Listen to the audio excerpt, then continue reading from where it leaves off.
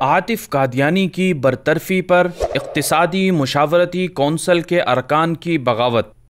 31 اگست 2018 کو وزیر اعظم عمران خان نے 18 رکنی اقتصادی مشاورتی کونسل کا اعلان کیا، جس میں 7 سرکاری اور 11 غیر سرکاری اقتصادی ماہرین کو شامل کیا گیا۔ اقتصادی مشاورتی کونسل میں ڈاکٹر عاطف قادیانی کو بھی شامل کیا گیا، جس پر ملک بھر سے ختم نبوت صلی اللہ علیہ وسلم پر ایمان رکھنے والے مسلمانوں نے غم و غصے کا اظہار کیا۔ 6 دن مسلسل عوامی احتجاج کے بعد عمران خان حکومت نے عاطف قادیانی کو اقتصادی کونسل سے برطرف کر دیا۔ عاطف قادیانی کی برطرفی کے بعد دنیا بھر سے قادیانیوں اور ان کے ہم نواؤں نے عمران خان حکومت کے اس فیصلے پر سخت تنقید کی۔ دوسری طرف اقتصادی مشاورتی کونسل میں شامل 2 ارکان نے عاطف قادیانی کی حمایت میں اقتصادی کونسل سے احتجاجاً استعفیٰ دے دیا۔ ان 2 ارکان میں امریکہ کے ہارورڈ کینیڈی اسکول کے پروفیسر ڈاکٹر عاصم اعجاز خواجہ،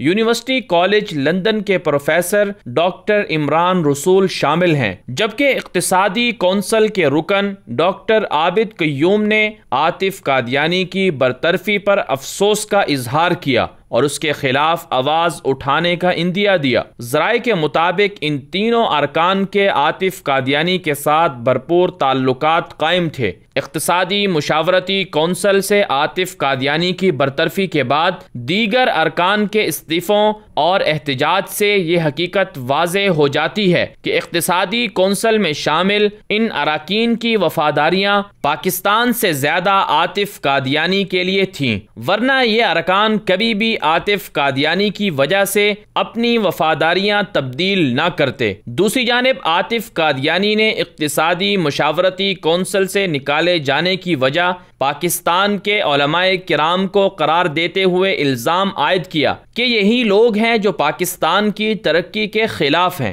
علماء کرام نے عاطف قادیانی کی برطرفی کے اس فیصلے کو خوش آئند قرار دیتے ہوئے عمران خان حکومت کو مشورہ دیا کہ وہ مستقل بنیادوں پر قادیانیوں کی سرکاری اداروں میں تعیناتی روکنے کے لیے مؤثر قانون سازی کریں، کیونکہ قادیانی نہ صرف رسول اکرم صلی اللہ علیہ وسلم کی ختم نبوت کے منکر ہیں بلکہ آئین پاکستان کے بھی قادیانی منکر ہیں۔ 7 ستمبر 1974 کو قادیانیوں کو پاکستان کی قومی اسمبلی نے متفقہ طور پر غیر مسلم قرار دیا تھا۔ قادیانی اس متفقہ فیصلے کو آج تک تسلیم نہیں کرتے اور اس فیصلے کی وجہ سے قادیانی پاکستان کے دستور کو توڑنا چاہتے ہیں، جس کے لیے کبھی ختم نبوت حلف نامے میں تبدیلی کا سہارا لیا جاتا ہے تو کبھی سرکاری اداروں اور دیگر حساس اداروں میں قادیانیوں کو پلاننگ کے ساتھ بھرتی کروایا جاتا ہے۔ اس کا اظہار قادیانیوں کے موجودہ سربراہ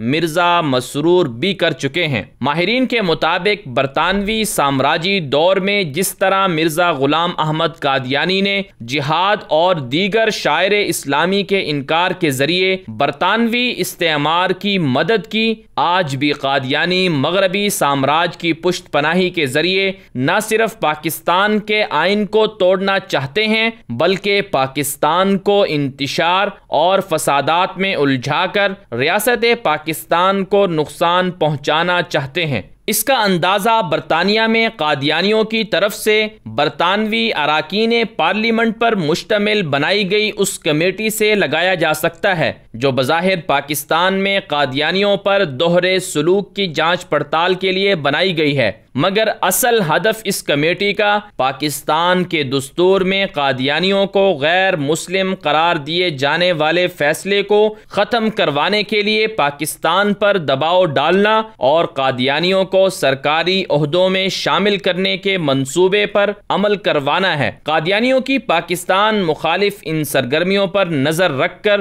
قادیانیوں کی ہر سازش کو روکنے کے لیے حکومت پاکستان اور اہلیان پاکستان کو چکنا رہ کر اپنا کردار ادا کرنا ہوگا۔